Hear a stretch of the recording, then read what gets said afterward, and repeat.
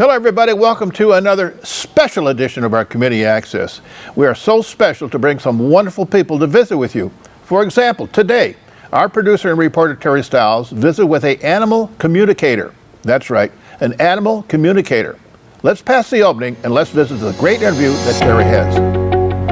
Hi, welcome to a special edition of our Community Access. We're in the studio today. I'm Terry Stiles, and with me is Leslie Cirinesi, and she is a recovering IT person. She's now a Reiki master, and you also have a very special gift, I think. What else do you do? I actually can speak to animals. I am an animal communicator. I love that story. I got the opportunity to see Leslie at the Addison Township Library. I got to hear her journey getting to where you're at right now. So can you just kind of fill us in? How did that happen? You were an IT person, right? Yes. And that's what you studied for, you went to school for, you got your degree in, was it engineering or was it business management? It was in business management, and then I have a master's degree in international business and an MBA.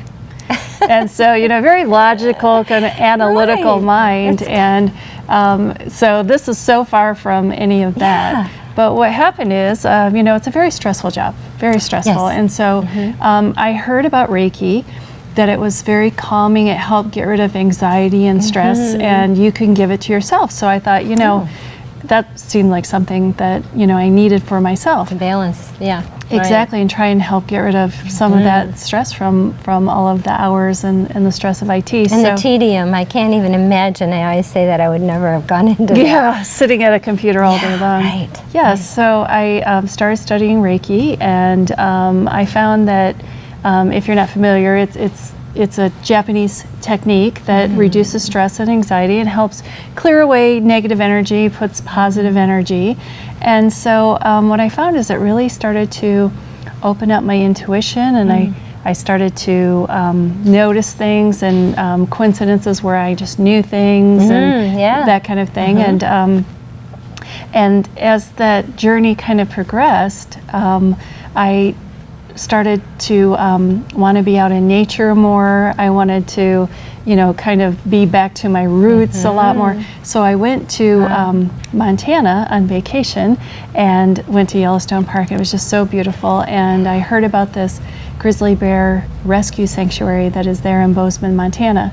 And so I went there to actually give the bears Reiki, because those bears had all been rescued from bad captive situations. Right. And so Reiki is good for getting rid of that negative energy and kind of clearing away emotional baggage. So I went there, and what happened was literally life-changing for me. I mean, just completely changed my life, because I was working with one bear named Lucy, and I could hear what she was saying. And I was getting these pictures in my head. And the owner, the director there, Amy, she was validating everything, saying, yeah, I don't know how you know that, but yes, that's true. And so I went. You were saying the same thing, right? Yeah, it was really weird to me. How's this even. happening? Yeah, exactly. And so it kept going. I worked with another bear, and then I came to Brutus the Bear.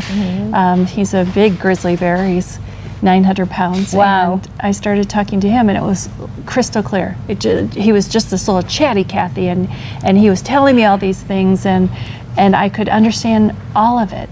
And it was just amazing to me. How would you even process that? I mean, first of all, how would you believe what you're hearing? Even if she's confirming it, how would you reason that? Right. I just can't even imagine, except for, so let's go back a little bit to the Reiki aspect.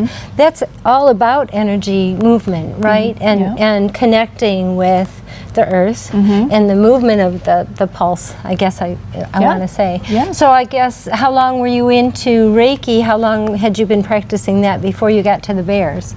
I think it had been about 4 years. Okay, so you trusted the movement of the earth, basically. Yes. And by that time I was a Reiki master, and I was actually teaching Reiki as well. So I had, you know, really do it every day. So it was really interesting, just the way the whole thing kind of it. Exactly. So it was no coincidence that you happened there to offer your services as a Reiki master. Yeah. What about some of the stories? I mean, what were some of the stories that validated that you were actually not making this up? Yeah, so Brutus he gave me that aha moment where I knew that it wasn't coincidence anymore. I knew that it wasn't just lucky guessing, because he kept showing me this picture of him eating a candy cane and being so happy, just loving this candy cane. And I thought, no, that can't be right. They wouldn't Bears don't eat candy canes. Bears don't eat candy canes. They wouldn't give a grizzly bear a candy cane. So I kept asking him. I kept saying, show me again, show me again. Of course, this is all going on in my head. Right, yeah. And so I said, show me again. And he kept showing me a bigger and bigger candy cane and him being happier and happier.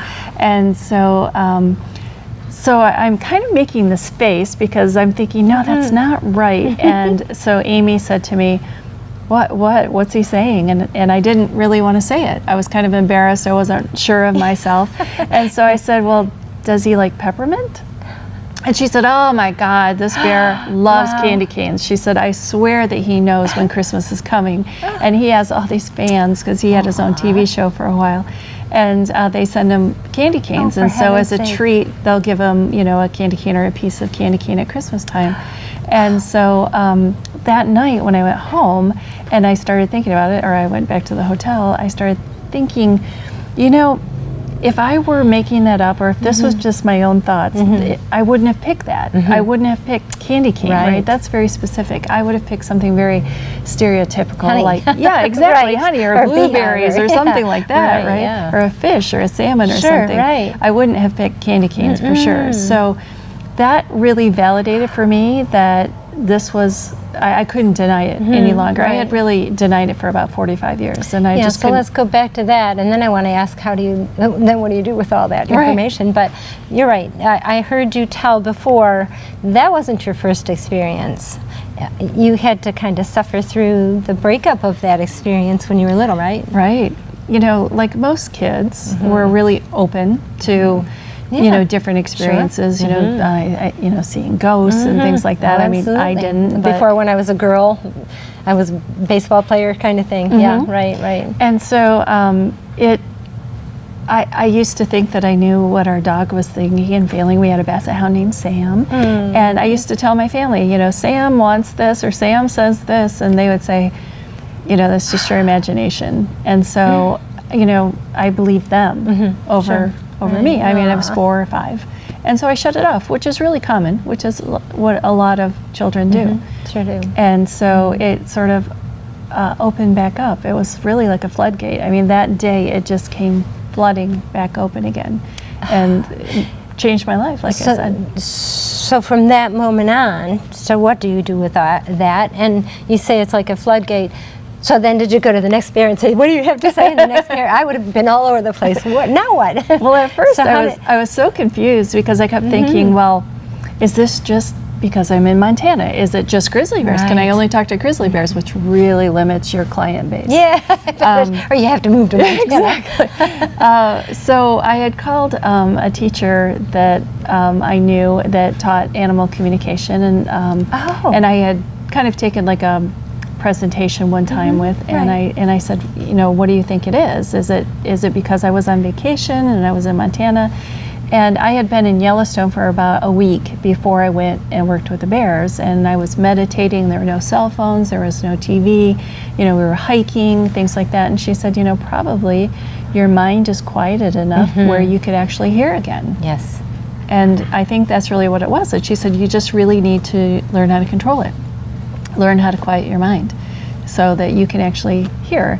And so I spent a lot of time practicing that, how to know. And then I would call people that I was really, I trusted, that I knew that they could give me honest feedback, but that I didn't know their animals. And I would practice with them and give them information. They would tell me, yes, that's right, or, well, you're kind of right, or, that kind of thing, until I could figure out which was really my thoughts and which were really their thoughts. So I want to hear more about your progress as far as teachers are concerned, and how the Reiki has helped you. And you also said at one point during your presentation that a lot of people have an intuition. They just have to develop it. Yes. So let's talk more. Don't go away. We'll be back in a minute.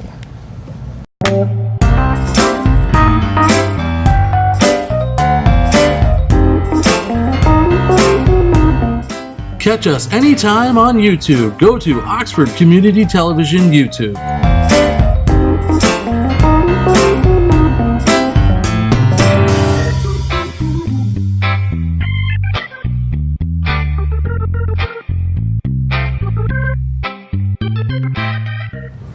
Welcome back to a very special edition of our Community Access. I'm Terry Stiles, and with me is Leslie Cirinesi. She's a Reiki master, but also an animal communicator, and I'm just fascinated by the topic. I look at my animal's eyes and think, I want to know what you're thinking. Especially, I've got a pit granddaughter who I know she's been through a lot, but she's so expressive with her eyes, and I try so hard to understand. But getting to that point, you will reverse a little bit. You were in Montana, and you had that moment of realization that you can believe yourself. Right. But you have to do some practicing, I know, and you have to concentrate. And you were in an area also, Sedona. To me, I've heard many times that's a very spiritual place. It is. So for us who cannot be in those places and didn't have the benefit of the experience that you had as a young girl, is there hope for us? Absolutely, absolutely. Everyone is born with intuition and the ability to speak telepathically, but we shut it off. So, like I mentioned, I did as a child, and then I shut it off because I believed, what others were telling me. But yes, absolutely. It's just if you haven't open back up to it, you just need to kind of find out what those blockages are and get rid of those and open it back up. And my blockage just luckily came, blasting away. You had a bear knock it out of the way. Thank goodness, they're really strong animals. That 900 pounds just smacked it away. So. Gave you some help. And so when you are communicating with them, you're getting pictures and you're actually hearing I do. the animal? I hear words. I hear complete sentences. I hear their thoughts. They'll send me pictures in my head like Brutus did with the candy cane, and he was eating the candy cane. Feelings, emotions. If I ask them, they will show me if they have any aches or pains, or if they're not feeling well. So I actually feel it. So that's one thing I do get a call for a lot is my pet in pain, or not feeling good. So it's really kind of interesting, and it's sort of it developed because when I hear them in my head, many times they sound like me. It's my it's their thoughts, but it's my is this me or is this exactly, and that's why it was so hard in the beginning to really kind of discern which ones. And luckily Brutus really helped me with that, because even though it sounded like me in my head, it had a different cadence. So he spoke at a different speed. So he kept saying, you know what, and he sounded like a little boy. And so then I knew that was slightly different. Sure, right. So that was really interesting. That helped me as well. So, I give him all the credit for really helping me, break through this barrier. And you're still able to communicate with him. That's a couple things I want to ask you about. But every you day. are doing work with them, right? Yes, I am their official animal communicator. And I talk to Brutus at least every other day, long distance, So do you have to hold up his picture, or because you have such a close connection with him, you're just there, you guys are just connected? Yeah, I don't have to use this picture anymore, but that is a really interesting point, is that when I do talk to animals, I do talk to them long distance. I don't have to be face to face with them. I use a photograph, even on a phone. So I have clients all over the world. They just either text or email me a photo, and I just look at it while I talk to you on the phone. And but yes, since I work with Brutus, every day, I don't have to look at his picture anymore. Now, how old is Brutus? He is 16. What do you think? How do you think he knew that you had that ability? Or does he just, do animals just read people? I know they do. That's kind of a silly question, because everybody knows that animals either like or don't like somebody when they walk in the door, so they're able to read somebody. So he went, aha, here's my girl. I think that Brutus thinks he's a person. You know, he has been raised like that. He was raised since the moment he opened his eyes. And he's been doing movies, and he had a television show, and he's done lots of public service announcements for Yellowstone, you know, bear awareness, things like that. So he has a big ham. And he literally lived with Amy, slept with her when he was just, you know, a small cub, and they built the sanctuary for him because, you know, after he started to grow, you know, he didn't didn't fit in the bed anymore. So yeah, I think that he's just so used to being around people and so used to interacting with people that it was really very natural for him, and he is very chatty. And so that was one of the only thing that he really said to me that was not negative at all, but just a little bit sad, was he said, how come I don't get to sit on the couch anymore and watch TV? And I had to tell him, you didn't do anything wrong. You did not do anything wrong. It's just that it won't support you. You weigh 900 pounds. Exactly. So he and Amy, are you able to interpret what he's saying for Amy? Yes, so if you kind of think of me like a foreign language translator, you know, I speak their language, so anything that you want to ask them or tell them, you just tell me what it is, I tell them, get the answer, give it back to you. Speaking their language, you told a really cute story about your own two animals. You have two dogs, right? I do, rescue dogs. And they don't have your accent, or they don't speak in your voice, right? That's right. So my one dog, Luna, actually has an accent. She has a Russian accent. I don't know why, but it does fit her personality. She comes in and out of the room very stealthy. You never know she's going to be there. Isn't that funny? And she's not a Russian wolfhound or anything? No, she's like a shepherd pit mix something. We're not really exactly sure. She was a rescue, but yes, when she talks to me, she calls me Mater. Oh, that's so cute. I love that. And we have a dog named Barney, and she calls him Barnard. Oh, dear, Barnard. It sounds like she should drink tea with her baby finger up. So what's your favorite story about the animals that you've come across? And I want to talk about that, too, that you actually do have a clientele. But what's your favorite story? Well, besides Brutus, I think my favorite story is I have a client that has a black bear, which you can see the picture behind us. That's Bonkers. Right, okay. And she has 3 Kodiak bears. And so she called me and she said, Bonkers is actually hibernating. He's asleep. But I need him to wake up. Can you please wake him up? Aww. And it was early. It was like 4 to 6 weeks before he really should wake up. But they needed him to wake up because they were moving. And he needs time. Once you get up and, you know, out of hibernation, your body has to kind of adjust. And so she said, is there any way you could wake him up? Better you to wake a sleeping bear than her, right? Exactly. So that, you know, that saying, never poke a sleeping bear. Yeah. So I didn't poke. But I could do that all from here, from Michigan. So I actually did it over a course of a few days where I would wake him up and have him wake up and just kind of look around, and then I had him wake up and actually stand up, and then I had him wake up and move around, and then actually they sent me a video of him coming out of the den. So, you know, that's it's amazing. Easy enough to just talk to animals, even long distance, but when you can, you know, alter their state of being. Exactly, and have him wake up. So that worked out really well, and I felt like I really helped them because it was an important move for them to do. Right. And then I had a client call me and said that they had a bear that needed to go into hibernation but never had hibernated before in 25 years. So they asked, they thought it would be good for her body to kind of regenerate and do what bears' bodies are supposed to do. Right, that makes sense. So I literally had to walk her through the steps to go into hibernation because she had never done it before.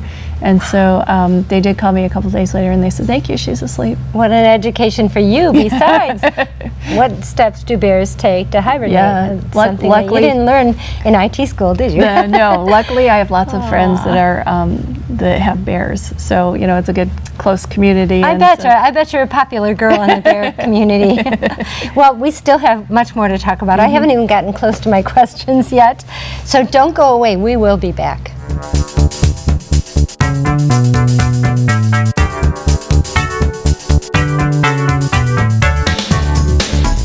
Welcome back to our Community Access, a special edition. I'm Terry Stiles, and I'm with Leslie Cirinesi. Sorry, that's okay. Let me get that right. Leslie Cirinesi. That's not right. Nini. I do that every time, and I swore I wasn't going to do that. That's and I all do right. know who she is.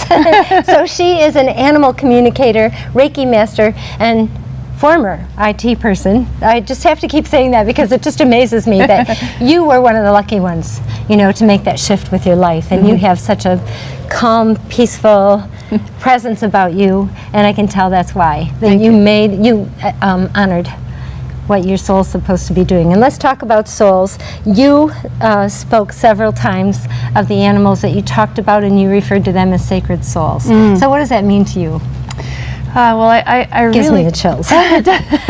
So I really do believe that, you know, every animal has a soul, and I believe that they really have sacred souls. That they're very beautiful, very awesome beings, and that they're really good teachers. They've taught me so many things, and so I have a monthly article that I write, and it's called Communicating with Sacred Souls, and it's all about my life as an animal communicator and experiences that I've had with animals, and so I write a monthly article about that. I've always felt like they were the link between the universe and whatever that means to anybody and us. And so, yeah, we should honor them. It breaks my heart to see a possum, you know, dead on the side of the road. That's a little soul. Right, and it is. I want to send out to their babies, I'm so sorry that happened to you. Yes. So when bears are not just your only clientele. Right. You've had a number of interesting experiences with animals, not just bears and not just dogs, right? Right. Cheetahs, camels, lions, tigers, bears, of course, sloths, monkeys. fun. Yeah, just about everything that you can imagine. So people believe. So this is real. That's what I want to say. It is. It is real. It's weird, are benefiting but it's from, real. It is. It's very weird. It is weird. And when I told everybody, yay, I get to do an interview, they're like, talks to animals? Yeah. I think we all do in our own way. And you just have mastered it. That's all. So when it comes to our dogs and cats, what do people come to you mostly for? What are the biggest concerns of pet owners? So behavioral issues, you know, can you ask them to stop doing this or start doing that? A lot of times it's aches and pains, like I talked about. You know, especially some animals are very stoic and don't really show it. Right. You know, horses specifically, pit bulls, you know, large dogs, cats sometimes really hide it. A lot of bears, you know, and camels and those kind of things. It's really hard to tell sometimes. As a defense mechanism, I would imagine. Exactly. And so they just out of the blue, they'll say my pet's not acting right and bring them in. Or just contact me because I don't have to see them face to face. So they just go to my website. And you can book an appointment. You can see my calendar and just book it. So sometimes I don't know what I'm going to get until, you know, they send the photo over. Yeah. But a lot of times, one other thing they do call me about is like transition decisions. You know, when it's time to cross over. You know, that's really a big burden for us to make that decision. And so sometimes it makes it just a little bit easier if the animal can make the decision for themselves. And so a lot of times I'll get a call and they'll say, can you speak to my pet and ask them if they're ready? And they'll tell me if they're ready or not. And so they're not as sad about it as we are they? I mean, they understand that life cycle a lot better than we do, I would think. They do.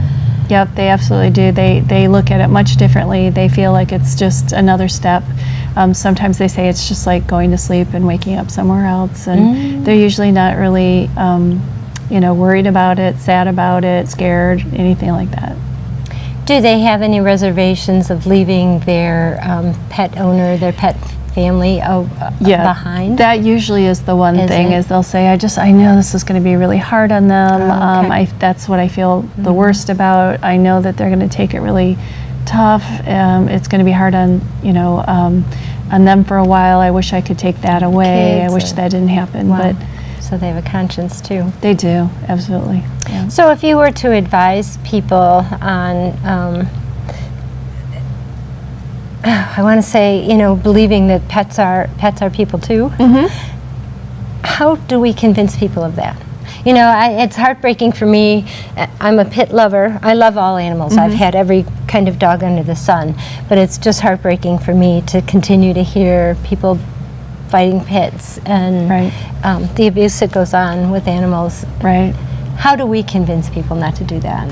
One animal at a time, one person at a time? You know, it's funny, I just wrote an article called I Like Big Mutts. Oh, I like that. And it's all about pit bulls and about the stigma, and that it's, you know, just so not true. And there was a billboard on I-75 in Michigan here that was electronic, and it said ban pit bulls. Oh, and, I didn't see that. Yeah, luckily it got taken down very quickly. Good. But, you know, I mean, it's like, why? You know, it's just so misunderstood. Kind of like grizzly bears, you know, so I guess I go with the underdog sometimes. Good for you. I agree with you. So you do it, horses as well, and cats, and what's some of the main issues with cats? Usually it's spraying. I was just going to say, because I had a cat one time. I had such a hard time with him. We never got over that. Yeah. Spraying. And so what are the reasons for doing that? You know, just what they're supposed to do? You know, it's really interesting. I talked to one recently that told me the reason it was spraying all over the house was because it was protecting the house because it knew that there were coyotes outside. And the owner said, you know, that's really weird because we do hear coyotes all the time at night, but I've never really saw them. I didn't realize that they came that close to the house. So we were able to work out a kind of a compromise where the cat wouldn't spray all over if the owner would take some precautions of keeping the coyotes away. Really? Wow, that's wonderful. And how about lost pets? Are you able to find lost pets for people?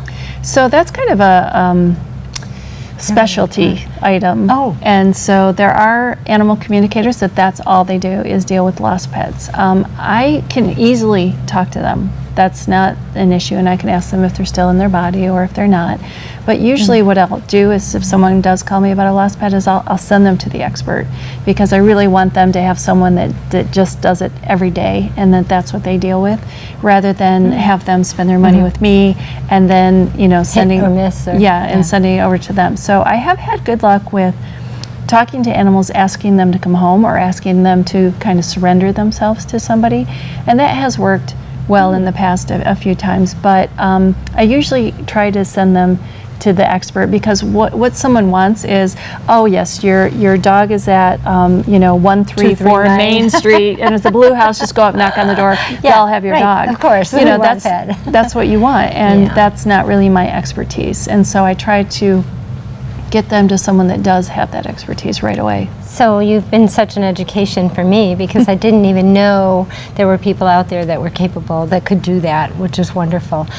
So now I want to let people know how they can get in touch with you. First, can we talk just a little bit? You teach Reiki as well? I do. I teach Reiki. You teach it locally at your home, or how do people get in touch with you for that? Yeah, so depending on the size of the group, sometimes people request that they want private, you know, they just want one-on-one. So sometimes I will do it at my home or at their home.